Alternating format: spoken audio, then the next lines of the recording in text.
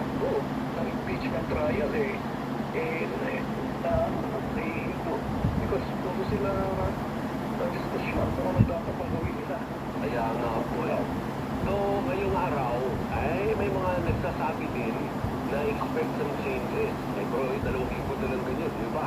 So, dapat siguro mag-abang yung taong bayan at saka i-call ang attention ng ating mga senador na, uy, ang lalaki ng sweldo ninyo, puro kayo bangayan. Sayang pa sweldo ng taong bayan sa inyo kung puro away, di ba? At saka hindi lang yun Alvin. Aside from the dapat yung mga hindi utang nag-attend ng mga business, dapat talaga wala na silang sweldo, no? The more important thing is that ano ang ginagawa nila ngayon?